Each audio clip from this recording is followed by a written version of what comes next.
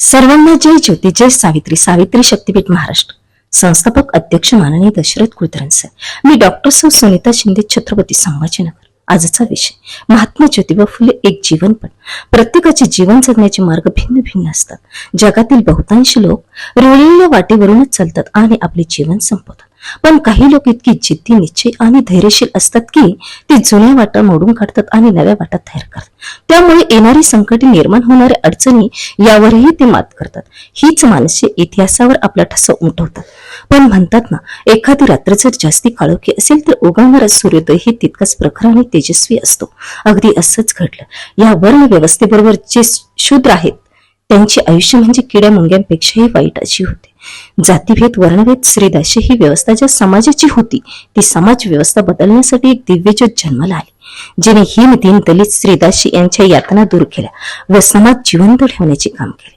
आधुनिक भारताची जडणघडण ज्या महापुरुषाने केली ते म्हणजे क्रांती सूर्य महात्मा ज्योतिबा फुले होय.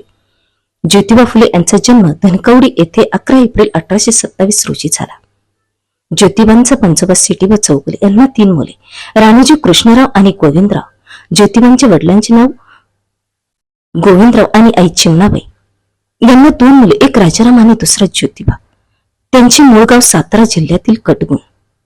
19व्या शतकाचा काळ तो. सर्वत्र अन्याय, अत्याचार, विषमता, अंधश्रद्धा, श्रीदास्य, वर्णभेद, जातीभेद, बालविवाह, केशवपण, स्त्री प्रथा, जरट विवाह सर्वत्र त्याचाच बोलबाला होता. काही ठिकाणी प्रथेच्या नावाखाली नरबळीही दिले जायचे. अशा भीषण परिस्थितीमध्ये कोणत्याही प्रकारची परिवर्तनाचे काम करणे सोपी गोष्ट नव्हती. इंग्रजांनी पेशव्यांचा शनिवार वाडा चालल्याच्या दुसऱ्या दिवशी ज्योतिबांचा जन्म झाला. पण दुर्दैवाने ज्योतिबा जेमतेम काही महिन्याचे असतानाच त्यांची आई चिमणाबाईचे निधन झाले. गोविंदरावांवर आकाश कोसळले. आपल्या लहान असलेल्या मुलांकडे बघत त्यांनी दुःख सावरत आपल्या मावस बहीण सगुणाबाई सांभाळण्यास ठेवले. सगुणाबाईच्या मायेच्या पदराखाली ज्योतिबा वाढत होते. त्यांची बुद्धी प्रखर आणि तेजस्वी होती. गोविंदरावांनी ज्योतिबाला शाळेत घातले. पुढे ते अनेक अडचणींवर मात करत शिकत राहिले. वयाच्या 13व्या वर्षी ज्योतिबांचा विवाह सावित्रीबाईशी झाला 1840 मध्ये. सावित्रीबाई सातारा जिल्ह्यातील नायगाव या ठिकाणच्या. त्यांचे वडील गावचे नेवशी पाटील. लहान वयातच आपल्या वडिलांच्या घरी येणाऱ्या अडचणी सावित्रीबाई बघत असल्याने हे बाळकडू त्यांना लहान वयातच मिळाले होते. एकदा ज्योतिबा आपल्या मित्राच्या भावाच्या लग्नात गेले असता तेथे त्यांना शूद्र असल्याची मिळालेली वागणूक हीच घटना महात्मा ज्योतिबा फुलेंच्या जीवनात क्रांती करणारी ठरली. इंग्रजी शाळेत मिळालेल्या शिक्षणाने आणि स्वतः केलेल्या चौफेर वाचनाने त्यांच्या लक्षात आले की शिक्षणाशिवाय पर्याय नाही. आपला देश प्रगत करायचा असेल तर देशातील सर्व स्तरातील स्त्रिया आणि माणसांना शिकले पाहिजे. त्यांच्या लक्षात आले की कुटुंबातला एक पुरुष शिकला तर तो एकटाच शिकेल, पण कुटुंबातली स्त्री शिकली तर ती आपल्या सर्व मुलांना शिकवेल आणि दोन्ही कुटुंबांनाही शिकवेल. जिच्या हाती पाळण्याची दोरी ती जगात उतरेल. आणि अखेर त्यांनी मुलींसाठी शाळा सुरू करण्याचे ठरवले. त्यासाठी त्यांनी प्रथम आपल्या पत्नीला शिकवले. अशा पद्धतीने 1 जानेवारी 1848 रोजी देशातील पहिली देशी मुलींची शाळा काढली. प्रथम या शाळेत 6 विद्यार्थिनी होत्या. 4 ब्राह्मण, 1 धनगर, 1 मराठा. अनेक दिव्यत्वाला सामोरे जात या उभयतांचं कार्य चालूच होतं. ज्योतिबांच्या कार्याचं तेज आता उगवत्या सूर्यासारखं कलाकलानं तळपू लागलं होतं. आता त्यांचं कार्य वेगानं सुरू झालं. 3-4 वर्षाच्या काळातच त्यांनी एकामागून एक अशा 18 शाळा सुरू केल्या. हे सारे करत असताना ज्योतिबांना प्रचंड अडचणींना आणि संकटांना तोंड द्यावे लागले. पण प्रचंड आत्मविश्वास, जबर इच्छाशक्ती, अविरत कष्ट करण्याची तयारी यानं जगाला अचंबित करणारं कार्य करून दाखवलं. पुढे त्यांचे अनेक सत्कार होऊ लागले. अनेकांनी मदत केली. शिक्षण क्षेत्रात थोडे स्थिर स्थावर झाल्यावर ज्योतिबांनी आपलं लक्ष समाज सुधारणेकडे वळवले. बालविवाह, बालहत्या, अंधश्रद्धा, जुन्या धार्मिक रूढी परंपरा, सतीची चाल, केशवपन यावर लक्ष केंद्रित करून या पूर्ण सोडवल्या. ज्योतिबा पुणे महानगरपालिकेचे नगरसेवकही राहिले. ते जातिवंत शेतकरी होते. शेतकऱ्यांनी आधुनिक पिके घ्यावीत ही त्यांची इच्छा असायची. त्यासाठी त्यांनी शेतकरी सहकारी सोसायटीची स्थापना केली.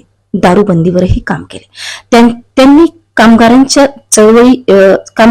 जवळून बघितल्यामुळे त्यांना कामगारांच्या जास्ती कामाच्या वेतनामुळे त्यांनी आपल्या नारायण लोखंडे या मित्राच्या मदतीने कामगारांचा संप घडवून आणून आज जी आपल्याला शासनाची सुट्टी मिळते ती त्यांचीच देण होय. अशा पद्धतीने त्यांचे कार्य चालूच होते. महात्मा ही पदवी आपल्या कार्याचा गौरव म्हणून 1888 मध्ये पुढे हा यशवंत डॉक्टर झाला. प्लेगचे स्थिर स्थावर झाल्यावर ज्योतिबांनी आपलं लक्ष समाज सुधारणेकडे वळवले. बालविवाह, बालहत्या, अंधश्रद्धा, जुन्या धार्मिक रूढी परंपरा, सतीची चाल, केशवपन यावर लक्ष केंद्रित करून या पूर्ण सोडवल्या. ज्योतिबा पुणे महानगरपालिकेचे नगरसेवकही राहिले. ते जातिवंत शेतकरी होते. शेतकऱ्यांनी आधुनिक पिके घ्यावीत ही त्यांची इच्छा असायची. त्यासाठी त्यांनी शेतकरी सहकारी सोसायटीची स्थापना केली. दारूबंदीवरही काम केले. त्यांनी कामगारांना जवळून बघितल्यामुळे त्यांना कामगारांच्या जास्ती कामाच्या वेतनामुळे त्यांनी आपल्या नारायण लोखंडे या मित्राच्या मदतीने कामगारांचा संप घडवून आणून आज जी आपल्याला शासनाची सुट्टी मिळते ती त्यांचीच देण होय. अशा पद्धतीने त्यांचे कार्य चालूच होते. महात्मा ही पदवी आपल्या कार्याचा गौरव म्हणून 1888 मध्ये पुढे हा यशवंत डॉक्टर झाला.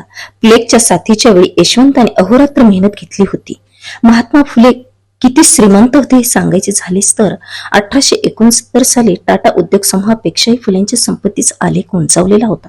ते एक अर्थतज्ञ व उद्योजक होते.